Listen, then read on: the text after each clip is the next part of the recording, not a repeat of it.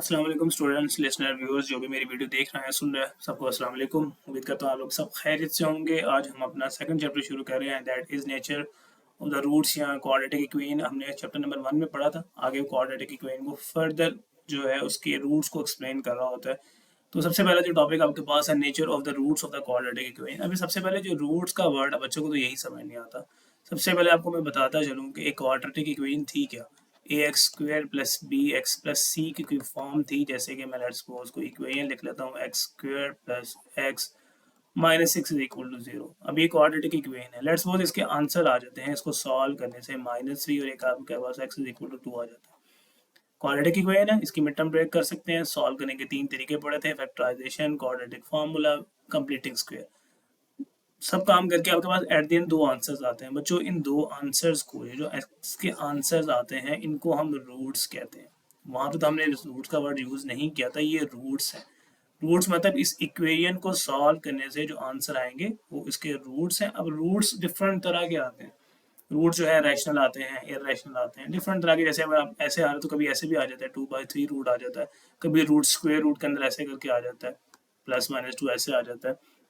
कभी रूट ऐसे आ जाता है 1+2 इंटू स्क्वायर रूट 3। कभी रूट ऐसे आ जाता है।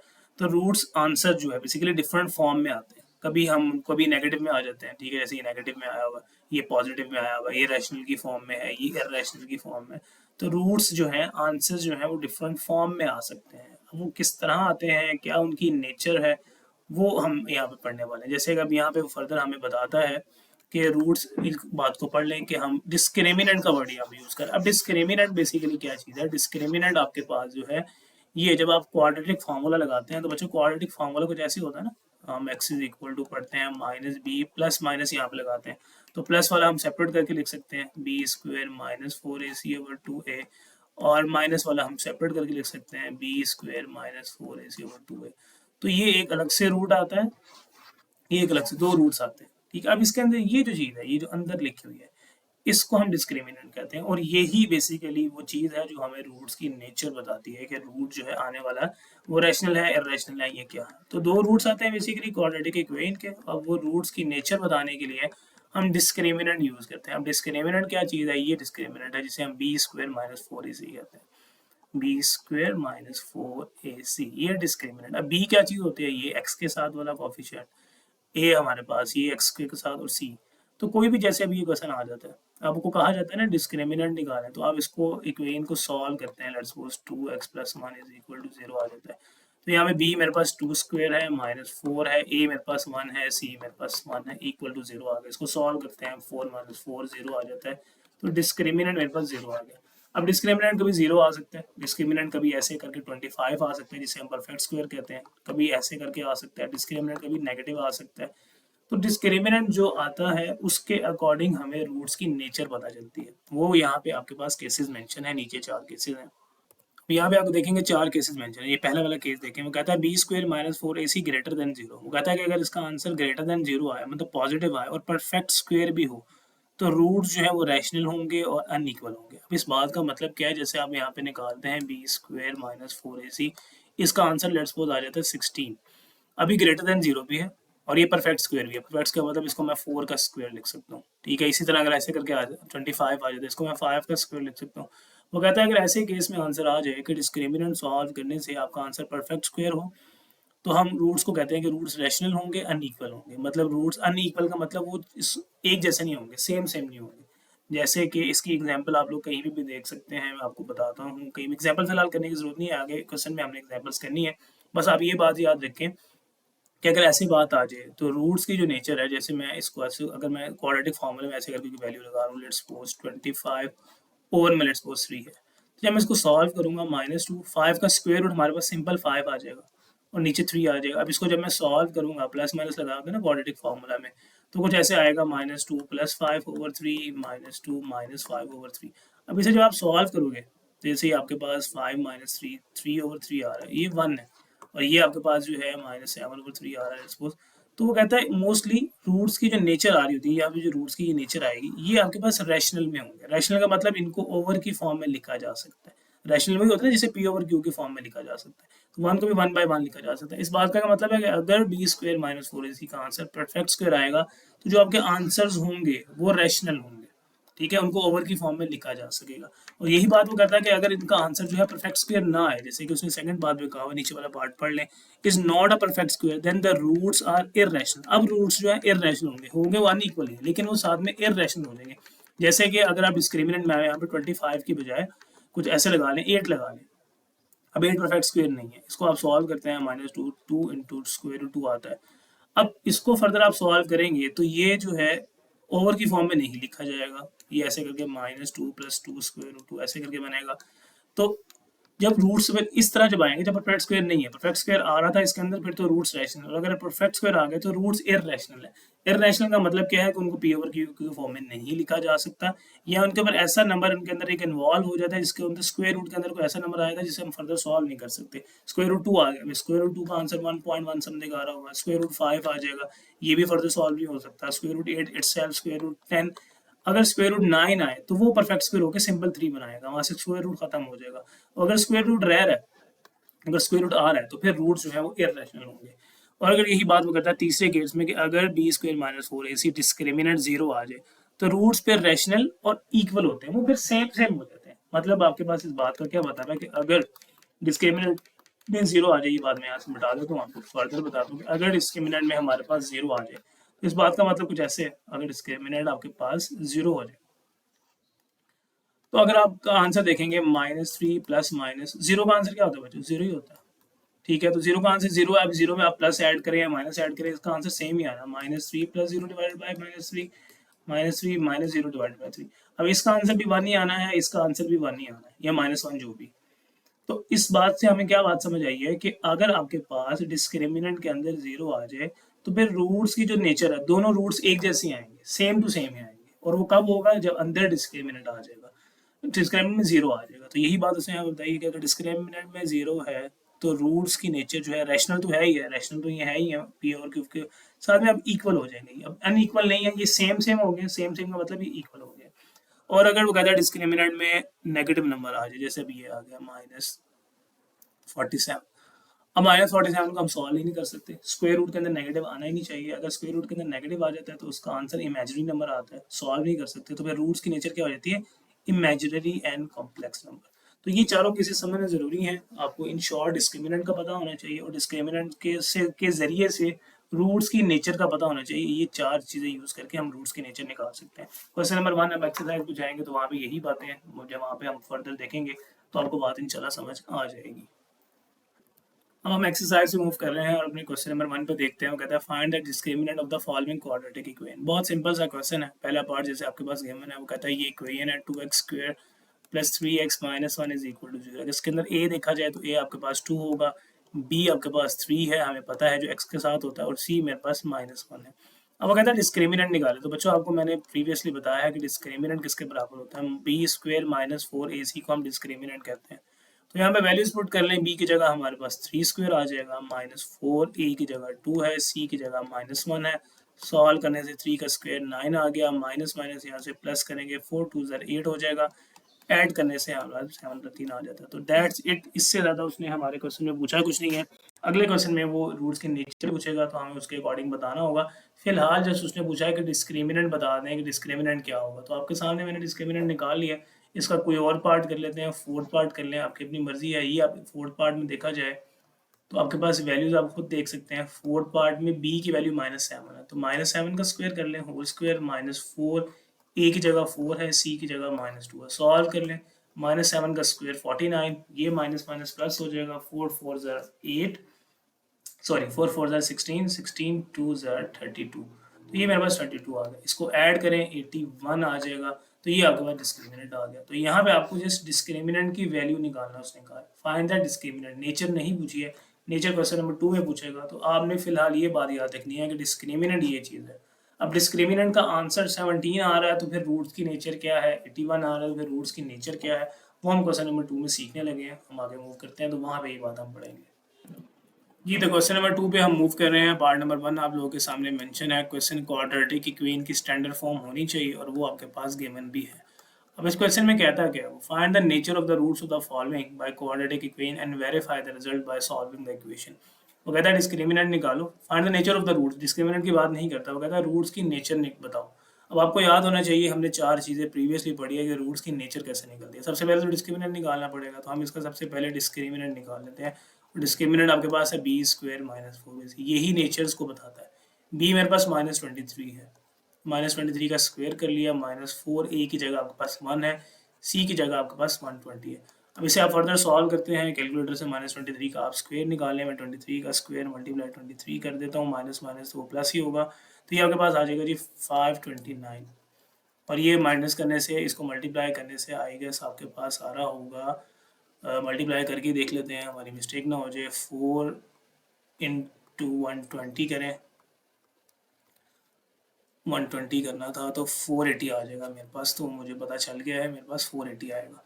यहाँ मेरे पास आएगा जी 480, इसको माइनस करने के मेरे पास 49 आ जाएगा। अभी मेरे पास 20 डिस्क्रिमिनेंट का आंसर आ गया, अगर आप देखें तो डिस्क्रिमिनेंट का आंसर आ चुका है 49। अब आपको याद होना चाहिए, प्रीवियसली हमने पढ़ा था कि अगर रूट्स की जो डिस्क्रिमिनेंट है वो परफेक्ट स्क्वायर है, प्रीवियसली मैंने आपको बताया था, पीछे 4 पॉइंट्स गिवन है, मैं आपको ऑलरेडी बता चुका हूँ, आप देख लें। तो रूट्स जो है क्या, रूट्स आर रैशनल होंगे, ठीक है, ओवर की फॉर्म में लिखा जा सकेगा, एंड अनइक्वल होंगे, अनइक्वल मतलब डिफरेंट होंगे एक दूसरे से। ये बात हम पढ़ चुके हैं। वो कहता है इसको वेरीफाई भी कर दो, इस क्वेश्चन के लिए हम इसको वेरीफाई करेंगे ताकि हमारी बात और क्लियर हो जाए। अब वेरीफाई करने के लिए आपने क्या करना है, क्वाड्रेटिक फार्मूला यूज कर लेना है। वेरिफिकेशन के लिए क्वाड्रेटिक फार्मूला आपको याद है, ये था मेरे पास क्वाड्रेटिक फार्मूला, बी स्क्वायर यहाँ पे था, बी स्क्वायर -4ac ओवर मेरे पास था 2a। हम इसको वेरीफाई कर लेते हैं, माइनस है बी की जगह मेरे पास -23 था, ये -23 बी की जगह आ गया, बाहर वाला minus as it is, plus minus as it is, b square -4ac का आंसर अभी आपने डायरेक्ट निकाला 49, तो इसकी जगह डायरेक्ट आप 49 लिख दें, बजाय आप इसको पूरा सॉल्व करने बैठे, इसकी जगह आप डायरेक्ट वैल्यू पुट कर लेते हैं। जैसे अगर आप ऊपर देखें, अभी हमने ऊपर इसकी वैल्यू निकाली ही है, तो इसकी वैल्यू भी हमने ऊपर निकाली ही है, जैसे यहाँ पे देखें बी डिस्क्रिमिनेंट की 49 आई हुई, तो इसकी जगह 49 आ जाएगा, ठीक है। डिवाइड में आपके पास 2a है, 2 एज इट इज, a की जगह हमारे पास 1 ही था, हम अपनी क्वाड्रेटिक इक्वेशन में देख लेते हैं कि a की जगह हमारे पास 1 ही था। अब वो कहता है इसको वेरीफाई करने के लिए आप इसे सॉल्व कर लो, ताकि आपको पता चले कि वाकई रूट्स की नेचर जो है वो रैशनल है, और आपके पास इक्वल भी है कि नहीं, या अनइक्वल है। ये आपके पास ऐसे आ जाता है, हम आपके पास इसको प्लस माइनस के साथ लिख लेते हैं, हमने इसको सॉल्व करना सीखा हुआ है। प्रीवियस एक्सरसाइज में एक दफ़ा प्लस के साथ लिख लिया जाता है, एक दफ़ा माइनस के साथ लिख लिया जाएगा, डिवाइड में 2 आ गया। अब इसे आप सॉल्व करेंगे, इसका आंसर 15 आएगा, इसको आप सॉल्व करेंगे, इसका आंसर 23 - 7 8 आ जाएगा। तो अब 8, ये रूट्स की नेचर है, ये दो रूट्स आए हैं, क्या रूट्स आए हैं, एक 15 आया और एक 8 आया। अब इन दोनों रूट्स को देखें, ये अनइक्वल है, एक दूसरे से डिफरेंट है, और रैशनल है। रैशनल मतलब इसे हम ओवर की फॉर्म में ऐसे करके लिख सकते हैं। यही हमने करना होता है, ये वेरिफिकेशन हमने उसको करके दिखा दी। 4 पॉइंट्स आपको याद होने चाहिए कि अगर परफेक्ट स्क्वायर आ रहा है तो रूट्स की नेचर ये है, अगर यहाँ पे परफेक्ट स्क्वायर ना आ रहा हो तो फिर रूट्स की नेचर जो है वो रैशनल नहीं रहती है, फिर वो इररेशनल बन जाती है, और अनइक्वल तो वो रहेंगे। तो बस यही बात है इसके अंदर, और उसके अंदर कोई बात नहीं है, आपको वेरिफिकेशन करके भी दिखा दी जी। तो इसका जैसे मैंने आपको फर्स्ट पार्ट करवाया, रिमेनिंग पार्ट्स के मैं आपको यहाँ पे सोल्यूशन प्रोवाइड करके समझा देता हूँ, ताकि आपका और मेरा दोनों का टाइम बच जाए। ये आपके पास इक्वेशन है, ए आपके पास 2 है, बी की वैल्यूज दी गई हैं, सॉल्व करने से डिस्क्रिमिनेंट आपके पास, डिस्क्रिमिनेंट निकालना आपको आता है, हम सीख चुके हैं, -7 है। अब हमने पढ़ा था कि डिस्क्रिमिनेंट की वैल्यू अगर नेगेटिव आ जाए तो रूट्स जो है एज डिस्क्रिमिनेंट, तो रूट्स की नेचर जो है वो इमेजिनरी होती है। वेरीफाई करके दिखा सकते हैं उनको, ये क्वाड्रेटिक फॉर्मूले में वैल्यूज पुट की। अब यहाँ पे देखिए -47 आ गया, जब यहाँ पे -47 आ गया तो अब इसको सॉल्व ही नहीं कर सकते आप। जब ये सॉल्व ही नहीं हो सकता तो फिर रूट्स की नेचर इमेजिनरी है, मतलब हमें रूट्स नहीं पता, इमेजिनरी मतलब एओर्टा के फॉर्म में आ जाएंगे, एओर्टा के फॉर्म में आ जाएंगे तो रूट्स वाकई ही इमेजिनरी दिखाई दे रहे हैं। तो यही बात थी। आपके पास नेक्स्ट क्वेश्चन में देखेंगे, डिस्क्रिमिनेंट की वैल्यूज आपके पास वैल्यू पुट करनी है, क्वाड्रेटिक इक्वेशन आपके पास है, पुट किया, डिस्क्रिमिनेंट 0 आ गया। हमने उन 4 पॉइंट्स में पढ़ा था कि अगर डिस्क्रिमिनेंट 0 आ जाए तो रूट्स की जो नेचर है वो रियल तो होगी, रैशनल तो होगी, साथ में वो अनइक्वल नहीं रहेगी, इक्वल हो जाएगी। इक्वल का मतलब एक जैसी हो जाएगी, और ये बात मैंने आपको वहाँ पे समझाई भी थी कि रूट्स के अंदर 0 आ जाए। जैसे अब यहाँ पे वेरिफिकेशन की, बी स्क्वायर -4ac कुछ ने दोबारा सॉल्व कर दिया, डायरेक्ट यहाँ पे 0 लिखा, तो एट द एंड आपके पास कुछ ऐसे बन रहा है, 24 + -0 ओवर में आपके पास जो है वट एवर 32 लिखा हुआ है। अब आप इसे सॉल्व करेंगे, 24 प्लस स्क्वायर रूट का आंसर तो 0 ही आएगा, 0 का स्क्वायर भी 0, 32। इसी तरह माइनस भी करेंगे तब भी बात सेम ही बनेगी। तो 24 में 0 ऐड करें, माइनस करें, बात तो एक ही आ रही है, 24/32 ही आ रहा है, और इसका आंसर आपके पास जो है वो 3/4 आ रहा है। इसका आंसर भी आपके पास 3/4। तो ये और ये देखें, दोनों रूट्स इक्वल आ रहे हैं। अब रूट्स क्या हैं, रैशनल भी हैं, जैसे कि हमने पढ़ा था कि रूट्स रैशनल तो होंगे होंगे, और अब वो अनइक्वल नहीं है, इक्वल है, एक जैसे हैं, सेम हो गए हैं। तो ये बात आप लोगों ने याद रखनी है कि जब भी डिस्क्रिमिनेंट जीरो के बराबर होगा तो रूट्स की जो नेचर है वो रैशनल के साथ साथ वो इक्वल होंगे। और ये एक इम्पॉर्टेंट बात याद रखें, रूट्स इक्वल कब आते हैं, डिस्क्रिमिनेंट जीरो कब आता है, जब वो इक्वेशन परफेक्ट स्क्वायर होती है। तो ये इक्वेशन एक परफेक्ट स्क्वायर है। तो ये बात आपको यहाँ तक समझ आ जानी चाहिए। फोर्थ पार्ट आप लोगों के सामने मेंशन है, सॉल्व हुआ है। डिस्क्रिमिनेंट का आंसर आपके पास 205 आया था। अब ये क्या है, इसकी रेशो, क्योंकि ये परफेक्ट स्क्वायर नहीं है तो फिर ये रूट्स की रेशो रैशनल, रियल के साथ रैशनल नहीं है, ये इररेशनल हो जाएगी और अनइक्वल रहेगी। वेरिफिकेशन उसने की हुई है, 205 आ जाता है। इस 205 को फर्दर सॉल्व नहीं कर सकते बिकॉज ये परफेक्ट स्क्वायर नहीं है, तो फिर ये रूट्स की नेचर दी गई है। तो यहाँ पे इंपॉर्टेंट बातें बस यही थी, आपको रूट्स की नेचर्स पता होनी चाहिए, उनके लिए आपको डिस्क्रिमिनेंट पता होनी चाहिए कि डिस्क्रिमिनेंट कैसे निकलेगा, और डिस्क्रिमिनेंट क्या आ रहा है तो रूट्स की नेचर क्या होगी। बस यही इंपॉर्टेंट बात है, इससे ज़्यादा इसमें कुछ नहीं है। उम्मीद करता हूँ कि बात आपको समझ आ चुकी होगी। जी, moving on to question number 3। बहुत इंपॉर्टेंट, बहुत कॉन्सेप्चुअल क्वेश्चन है। कहता है for what value of k the expression is a perfect square. कहता है के हमें नहीं पता, के की कौन सी वैल्यू के लिए ये जो एक्सप्रेशन है ये परफेक्ट स्क्वायर होगा। अब इसमें सिंपल बात आपको एक बड़ी ज़रूरी याद रखनी है कि अगर कोई भी एक्सप्रेशन परफेक्ट स्क्वायर है, लेट्स सपोज मैं एक परफेक्ट स्क्वायर एक्सप्रेशन लिखता हूँ, इसको हम परफेक्ट स्क्वायर की फॉर्म में x+3 होल स्क्वायर लिख सकते हैं। तो याद रखें, अगर कोई एक्सप्रेशन परफेक्ट स्क्वायर है तो उसका जब हम डिस्क्रिमिनेंट लेते हैं तो उसका डिस्क्रिमिनेंट जीरो आता है। और अगर उसका डिस्क्रिमिनेंट जीरो आता है तो उसकी रूट्स की नेचर जो है, डिस्क्रिमिनेंट जो है उसका जीरो आ जाएगा, तो उसकी रूट्स की नेचर इक्वल हो जाती है। फिलहाल आपने ये बात रखनी है, जैसे अब मैं इसका डिस्क्रिमिनेंट लूँ ऐसे करके b² - 4ac, तो b की जगह मेरे पास 6² है, प्लस 4a की जगह 1 है, c की जगह 9 है, ये आपके पास 36 होगा। b² - 4ac होता है तो माइनस आएगा, 36 आएगा, जीरो आएगा। तो डिस्क्रिमिनेंट जो है जीरो के बराबर होता है। डिस्क्रिमिनेंट जीरो के बराबर कब होता है, कि अगर एक्सप्रेशन परफेक्ट स्क्वायर हो। तो ये बात आप लोगों ने फिलहाल यहाँ पे याद रखनी है कि एक्सप्रेशन परफेक्ट स्क्वायर वो क्या है। फॉर व्हाट वैल्यू ऑफ के वो अलग बात है, के की वैल्यू निकालनी है एक्सप्रेशन परफेक्ट स्क्वायर। अगर परफेक्ट स्क्वायर है तो उसकी जो डिस्क्रिमिनेंट है वो जीरो होगा। तो ये बात आप लोगों को याद रखना जरूरी है कि उसका डिस्क्रिमिनेंट आपने जीरो के इक्वल रखना है। पहले हम इसका डिस्क्रिमिनेंट निकाल लेते हैं। कैसे डिस्क्रिमिनेंट निकालते हैं, हम डिस्क्रिमिनेंट निकालना उसी तरह से आता है। ये हमारे पास एक वो है एक्सप्रेशन है, ये मेरे पास ए की वैल्यू है, ये मेरे पास बी के है, सी के।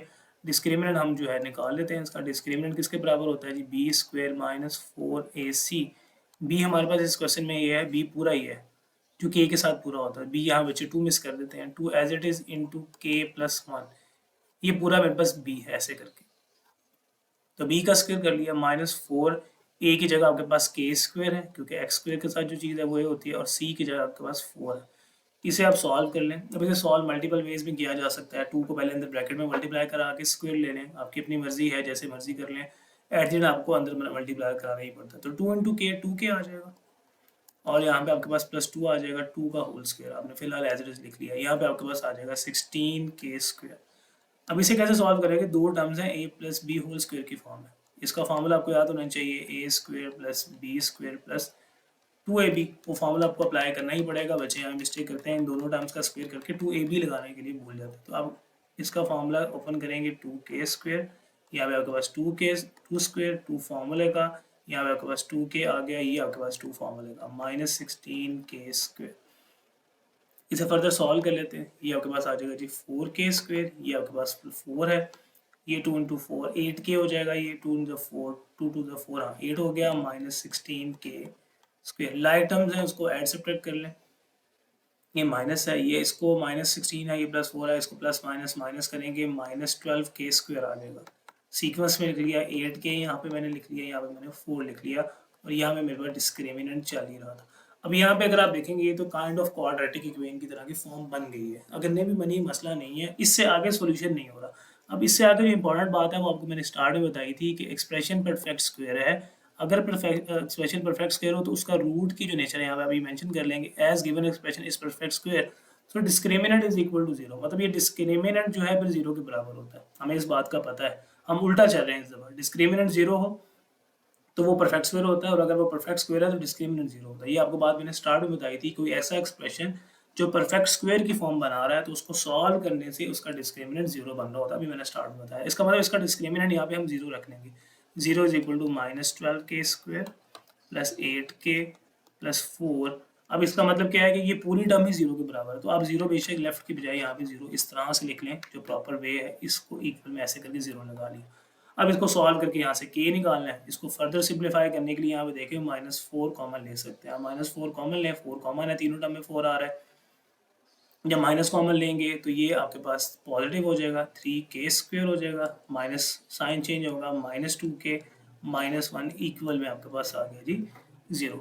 अब आपके पास बात सिंपल है, -4 यहाँ पे मल्टीप्लाई है, इक्वेशन की दूसरी तरफ जाके आप इसको डिवाइड कर सकते हैं। 3k² -2k -1 0 over -4 will be 0। तो डायरेक्ट मैंने यहाँ पे 0 लिख लिया। अब एक क्वाड्रेटिक इक्वेशन की फॉर्म है, इसमें k फाइंड आउट करना है, मिड टर्म ब्रेक करेंगे। मिड टर्म ब्रेक के लिए याद है आपको फर्स्ट और लास्ट का प्रोडक्ट लेते हैं, तो 3 आएगा माइनस के साथ और 2 को आपने ब्रेक करना है, तो 2 को आप लिख सकते हैं -3। आप इसको वैसे तो ऐसे भी लिख सकते हैं 3 -1, ठीक है, लेकिन मैंने आपको बताया क्योंकि यहाँ पे माइनस है तो उसको -3 और यहाँ पे +1 कर लेंगे। तो ये कुछ ऐसे आएगा -3k प्लस k। बहुत सारे वेज हैं इस क्वेश्चन को करने के, टीचर्स डिफरेंट तरीकों से कराते हैं, कॉमन लिए बगैर भी सॉल्व करा देते हैं। इस टोटली अप टू आप जैसे मर्जी करना चाहें। फर्स्ट टू टर्म में कॉमन देखें, 3k आएगा, यहाँ पे बचेगा k -1, कुछ भी कॉमन नहीं है, 1 कॉमन लें, k -1। जब आप कॉमन लेते हैं तो आपको याद है ये टर्म जो है सेम आनी चाहिए। अगर ये सेम नहीं आ रही तो उसका मतलब आप कहीं पे गलती कर रहे हैं। तो आप इसको कॉमन ले लें, जो सेम टर्म है, k -1 आ गई एक टर्म, एक आपके पास 3k + 1 इक्वल में 0, दोनों को 0 के इक्वल रखें। k -1 is equal to 0, 3k + 1 भी इज इक्वल टू 0। यहाँ से k आपके पास आ जाएगा जी +1, यहाँ से k आपके पास क्या आएगा, 3k इज इक्वल टू -1 हो गया और k इज इक्वल टू -1/3। तो ये k की दो वैल्यूज के लिए आपका एक्सप्रेशन जो है वो परफेक्ट स्क्वायर होगा। यही आपको सॉल्व करना था इस क्वेश्चन में, यही आपको जो है फाइंड आउट करना था। तो उम्मीद करता हूँ कि बात आपको समझ आ जाएगी। ये हमारे पास इसका क्वेश्चन था, यहाँ से हमने स्टार्ट किया। परफेक्ट स्क्वायर के लिए डिस्क्रिमिनेंट 0 रखना होता है, पहले सॉल्व किया, डिस्क्रिमिनेंट आया, जो डिस्क्रिमिनेंट आया डिस्क्रिमिनेंट को 0 के इक्वल रखा बिकॉज परफेक्ट स्क्वायर था, और k की दो वैल्यूज आ गई। तो इतना सा क्वेश्चन था। इसी तरह के मिलते जुलते क्वेश्चन आगे गिवन है, क्वेश्चन नंबर 4 भी ऐसा ही है, उसमें मूव करते हैं।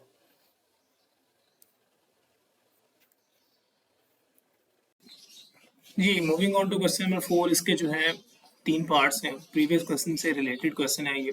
अब इसमें भी आपको k ही फाइंड आउट करना है, ऑलमोस्ट सारी चीज़ें गिवन है। If the roots of the following equations are equal, यहाँ पे इंपॉर्टेंट बात है कि अगर रूट्स जो है इक्वेशन के किसी के इक्वल हों तो आपको याद होना चाहिए उसका डिस्क्रिमिनेंट किसके बराबर था, 0 के। ये बात पहले हम रिवर्स में यूज़ करते थे कि हम डिस्क्रिमिनेंट निकालते थे, अगर आंसर 0 आता था तो हम कहते थे कि रूट्स इक्वल है। इस दफ़ा उसने आपको क्वेश्चन के अंदर मेंशन किया है कि कोई इक्वेशन है और उसके रूट्स इक्वल हैं, तो आपको याद रखना है कि अगर किसी इक्वेशन के रूट्स इक्वल हों, ये बात यहाँ पे लिखी हुई है, रूट्स इक्वल हो तो उसका डिस्क्रिमिनेंट 0 के बराबर रखना होता है। तो इसका मतलब इसको सॉल्व करके हम इसका डिस्क्रिमिनेंट 0 के इक्वल रख सकते हैं। तो सबसे पहले तो आपको डिस्क्रिमिनेंट निकालना होता है, तो हम डिस्क्रिमिनेंट हमें पता है b² - 4ac डिस्क्रिमिनेंट के इक्वल होता है। क्वेश्चन हमारे पास यहाँ पे गिवन था, ये फर्स्ट पार्ट है, ये x² के साथ ये पूरा हमारे पास a होगा, x के साथ ये हमारे पास 3k, ये हमारे पास b है और ये हमारे पास c है। तो ये आपने b² - 4ac यहाँ पे सारी वैल्यूज पुट कर ली, b की जगह, c की जगह और a की जगह। तो आप इसको सॉल्व करते हैं, यहाँ पे आपके पास आ जाएगा जी 9k²। इसको सॉल्व करने के लिए सबसे आसान हल क्या है कि पहले आप इन कॉन्स्टेंट्स को मल्टीप्लाई कर लें। 4 × 3 आपके पास 12 आ जाएगा, ब्रैकेट में आपके पास है 2k - 1। सॉल्व कर लें फर्दर 9k², इसको अंदर मल्टीप्लाई करेंगे तो आपके पास क्या बनेगा जी 24k² बनेगा आई गेस, और यहाँ पे 24k बनेगा, k² की बनेगा, और लास्ट में आपके पास बनेगा +12। 12 को 2 से किया 24 आ गया, माइनस +12 आ गया, और ये आपके पास डिस्क्रिमिनेंट है। अब आप इसको फर्दर सॉल्व नहीं कर पा रहे, फर्दर सॉल्व इसलिए नहीं हो पा रहा क्योंकि अनलाइक टर्म्स है। तो अब आपके पास ये बात आप मेंशन कर सकते हैं, यहाँ पे हम यहाँ मेंशन करते हैं कि अगर उसका डिस्क्रिमिनेंट 0 के इक्वल है तो उसके रूट्स इक्वल है। ये बात हमें पता होनी चाहिए, ये बात हम ऑलरेडी कर चुके हैं कि अगर किसी चीज़ के, ये आपको बात मैं यहाँ बता चुका हूँ, इसको थोड़ा सा जूम आउट कर लेते हैं। तो ये बात यहाँ मेंशन कर लेते हैं, as roots of the given equation are equal so discriminant is equal to 0। तो डिस्क्रिमिनेंट के 0 होने का क्या मतलब है कि हम ये b² - 4ac की जगह 0 रख सकते हैं। मतलब मैं इस पूरे की जगह ऐसे लिख सकता हूँ 0 is equal to 9k² - 24k + 12। अब 0 इधर लिखा जाए या राइट साइड पे लिखा जाए, बात एक ही है। प्रॉपर सॉल्व करने के लिए 0 को हम लेफ्ट की बजाय प्रॉपरली राइट पे लिख लेते हैं ताकि एक प्रॉपर स्टैंडर्ड फॉर्म बन जाए। अब यहाँ से सॉल्व करने के डिफरेंट वेज हैं, क्वाड्रेटिक इक्वेशन की तरह की इक्वेशन है। आसान करने के लिए यहाँ से आप 3 कॉमन ले लें, तो जब 3 कॉमन लेंगे यहाँ पे 3k² आएगा, यहाँ पे 8 के आ गया, यहाँ पे 4 आ गया, और ये 3 वहाँ जाके जो है अगले स्टेप में आप डिवाइड करेंगे, 0/3 करेंगे। यहाँ से अगर आप 0 ख़त्म भी करते हैं तो वो 0 ही हो जाएगा। तो अगले स्टेप में मैं 0 को नहीं लिखता। तो जो बच रहा है यहाँ पे, जो क्या बच रहा है हमारे पास, तो फिलहाल हमारे पास चीज़ बच रही है वो है 3k² साथ में है -8k + 4 = 0। अब इसकी हमें करनी है जी mid term break. Mid term कैसे ब्रेक करते थे याद होना चाहिए। 3 × 4 करते हैं 12 आता है। सेंटर वाली टर्म को ब्रेक करना है। जैसे 8 है तो मैं क्या लिख सकता हूँ 6 + 2। 6 + 2 करने से 12 आएगा, मल्टीप्लाई करने से 8 ही आएगा। बाहर माइनस का साइन है तो इसलिए आपने -6 और -12 कर लेना है, तभी उनको मल्टीप्लाई करने से +12 आएगा। तो आप यहाँ पे लिख सकते हैं -6k -2k और लास्ट में आपके पास +4 = 0। फर्स्ट टू टर्म्स में कॉमन लें, just like mid term breaking, और उसके बाद फैक्टराइजेशन। तो यहाँ पे कॉमन लेने से सिंपल आ जाएगा k - 2, और यहाँ पे -2 कॉमन लेंगे, यहाँ पे आएगा k - 2। ये दोनों फैक्टर सेम होने चाहिए। k - 2 आपके पास कॉमन आ गया, सेम था, और साथ में आपके पास है 3k - 2 = 0। अब दोनों को 0 के इक्वल रखेंगे, k - 2 = 0। यहाँ से आप रखेंगे 3k - 2 = 0। यहाँ से k आपको मिल जाएगा 2, यहाँ से आपको k मिलेगा 2/3। तो ये हमारे पास k की वो वैल्यूज़ हैं कि अगर हम ये वैल्यूज़ अपनी इस क्वेश्चन के अंदर यूज़ करेंगे तो हमारे रूट्स जो हैं वो इक्वल ही आएंगे, ठीक है, और डिस्क्रिमिनेंट उनका वाकई में ही 0 के इक्वल होगा। तो ये क्वेश्चन था। इसके रिमेनिंग सेकंड और थर्ड पार्ट बिल्कुल इस जैसे हैं। अगर आपने इस क्वेश्चन को और प्रीवियस क्वेश्चन नंबर 3 को अच्छे से समझ लिया तो अगले दो पार्ट्स में सिर्फ क्वेश्चन में वैल्यूज़ के डिफरेंस है, मैं आपको समझा दूँ। तो एक पार्ट पर हम आगे मूव करते हैं। मूविंग टुवर्ड्स सेकंड पार्ट आप लोगों के सामने मैंने मेंशन कर दिया है, सॉल्यूशन प्रोवाइड कर दिया ताकि आपको मैं यहीं से बात समझा सकूं। अब क्वाड्रेटिक इक्वेशन की स्टैंडर्ड फॉर्म ऑलरेडी बनी हुई है। अब बच्चे यहाँ पे कंफ्यूज होते हैं कि सर ए यहाँ पे क्या है। बच्चों, ए यहाँ पे डेफिनेटली x² का कॉफिशिएंट है जो कि कुछ नहीं है, तो a1 है। b हमारे पास ये पूरा है 2 × k + 2, ये पूरा b है, इसको हमने ऐसे लिख लिया। और लास्ट में जो कांस्टेंट है जिसके साथ कोई वेरिएबल इन्वॉल्व नहीं है, ये c है। कंडीशन वही है, डिस्क्रिमिनेंट को आप सॉल्व करेंगे, at the end roots given equal होते हैं, तो डिस्क्रिमिनेंट को 0 के इक्वल रखेंगे। पहले तो इसको सॉल्व करेंगे। सॉल्व करने के लिए b को लिखा। अब यहाँ पे स्क्वायर कैसे लेंगे, 2 का स्क्वायर ये 4 हो गया। k + 2 का स्क्वायर किया तो आपने इसके ऊपर फॉर्मूला अप्लाई करना है, k² a² + b² + 2ab। ये -4 × 1 4 आ गया, इंटू 3k + 1 अंदर मल्टीप्लाई करें, -4 को 3k से, -12k, -4 को इससे, माइनस प्लस माइनस।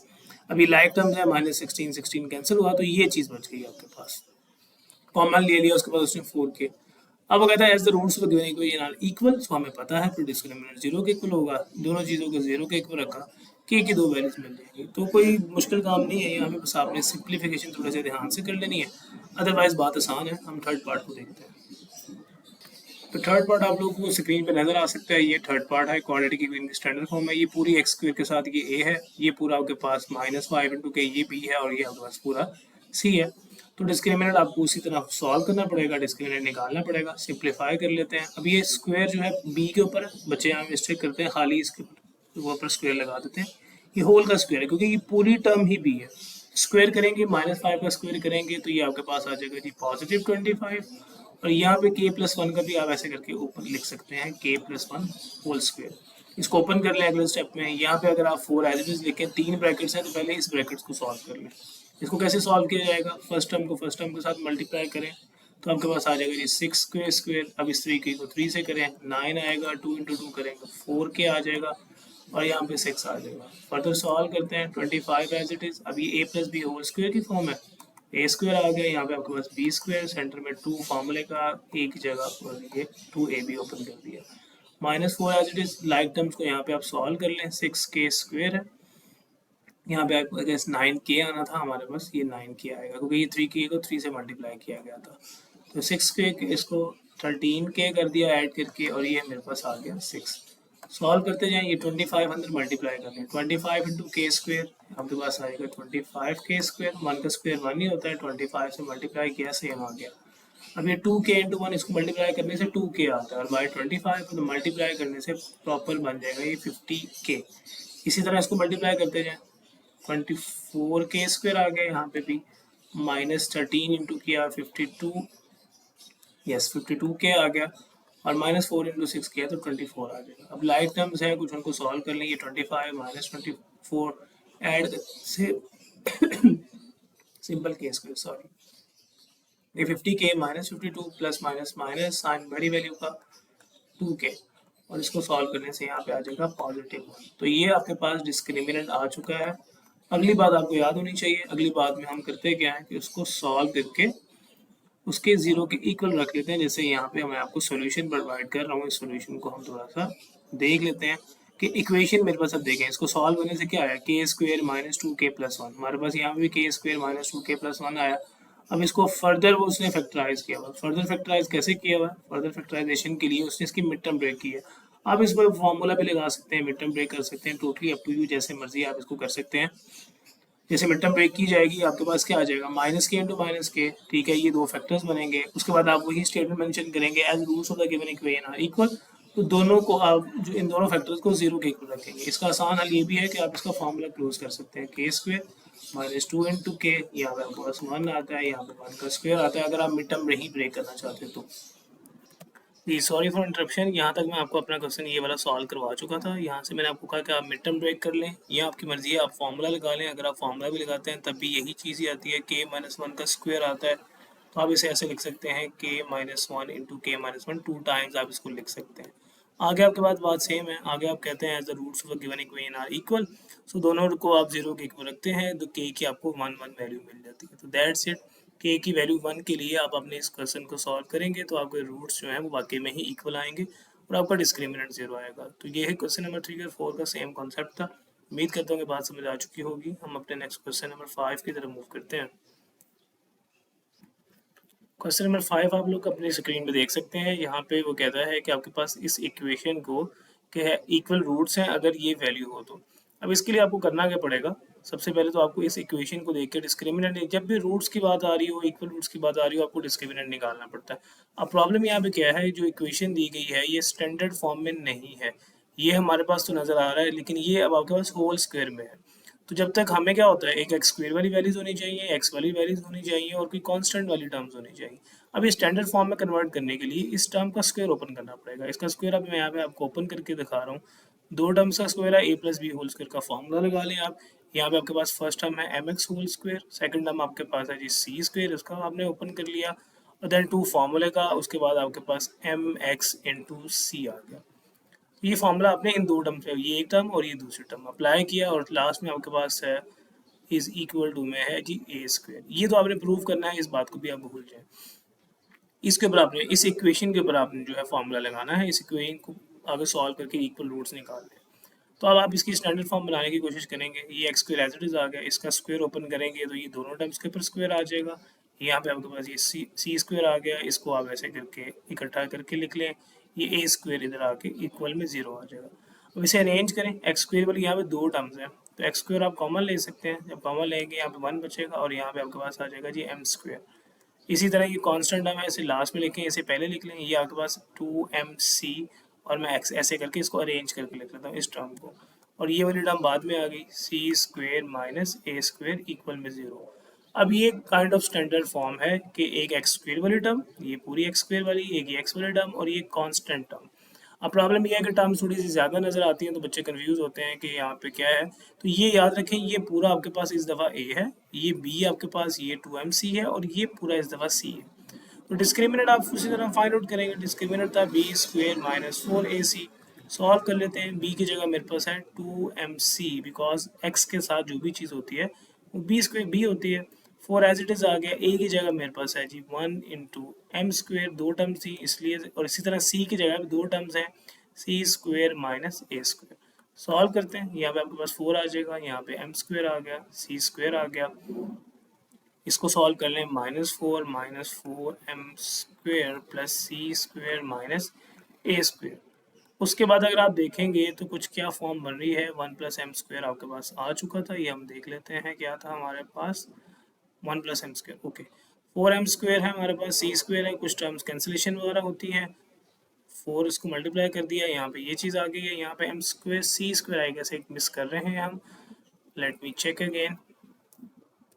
हाँ जी, यहाँ पे मल्टीप्लिकेशन में हमसे गड़बड़ हुई है, मल्टीप्लिकेशन ये तीनों टर्म्स आपस में मल्टीप्लाई हो रही थी ना, 4m स्क्वेयर सी स्क्वेयर, तो इसको यहाँ से हम ठीक कर लेते हैं।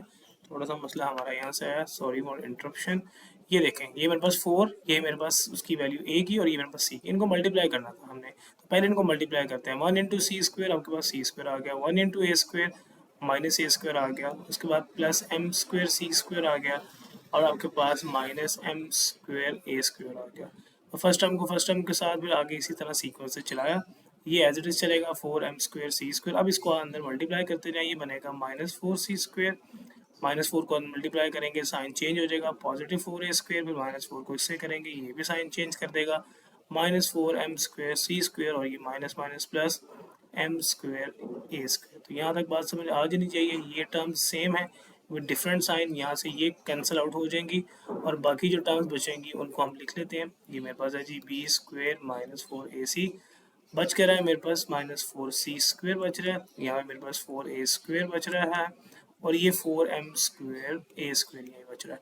अब वो कहता है कि आपने प्रूव करना है c की ये वैल्यू, अगर रूट्स इक्वल है तो c की ये वैल्यू आनी चाहिए। तो हम इनको सॉल्व करके ये चीज़ प्रूव करने की कोशिश करते हैं, इनको सेपरेट करके। अगली बात मैं आपको यहाँ पे पेस्ट कर देता हूँ, आपको बड़े आसानी से समझ आ जाएगी। यहाँ पे आप देख लें, ये मैं यहाँ पे पेस्ट कर चुका हूँ। यहाँ से सोल्यूशन हमने कर दिया, b² -4ac की वैल्यू कटिंग वगैरह करने के बाद यहाँ तक हम पहुँच गए। अगर आप देखेंगे उसी तरह जैसे मैंने अभी ऊपर तक सोल्यूशन प्रोवाइड किया, तो यहाँ तक मैंने आपको सोल्यूशन प्रोवाइड कर दिया। अगली बात वो कहता है as the roots of the given equation are equal, so discriminant किसके इक्वल रखा हमने, 0 के इक्वल, मतलब इस पूरी चीज़ को 0 के इक्वल रख लिया। अब यहाँ से देखा ये चीज़ें बची हुई हैं, -4² +4, यहाँ से -4 कॉमन आ रहा है, -4 कॉमन लिया, यहाँ बचेगा c² माइनस कॉमन लेने से साइन चेंज हो जाएगा, a² का भी साइन चेंज हो गया, इसका भी साइन चेंज हो जाएगा, m² a² इक्वल में 0 आ गया। यहाँ पे भी हुआ भाई, अभी यहाँ तक देख लें, अब यहाँ तक मैंने आपको प्रोवाइड कर दिया। अब वो कहता है -4 इक्वल की 0 नहीं हो सकता, तो ये पूरी चीज़ इक्वल टू 0, मतलब इस बात का ये है -4 यहाँ पे मल्टीप्लाई है, यहाँ पे जाके अगर आप डिवाइड करते हो तो ये पूरी चीज़ c² -a² minus m² a² is equal to 0 के इक्वल आ गई। अब सिंपल है, मैं आपको सॉल्व ही कर देता हूँ। ये c² इधर रख लें, इन दोनों टर्म्स को दूसरी तरफ मूव करवा लें, ये दोनों टर्म वहाँ जाके पॉजिटिव हो जाएंगी, m² a², यहाँ से a² कॉमन आ जाएगा, ये बनेगा 1 + m², और इधर आपके पास है c²। और यही बात आपको प्रूव करनी थी। आप अपने क्वेश्चन के स्टार्ट में देख सकते हैं c इज इक्वल टू, अगर रूट्स इक्वल है तो आपके पास c² की ये वैल्यू आनी चाहिए थी। तो we are done with this question. Exercise के 5 क्वेश्चन हमने सॉल्व कर लिए हैं। उम्मीद करता हूँ कि आपको बात समझ आ जाएगी। हम आपके साथ मिलते हैं अपनी अगली वीडियो में अपने अगले 5 क्वेश्चन के साथ। तब तक अपना ख्याल रखें। अल्लाह हाफिज़।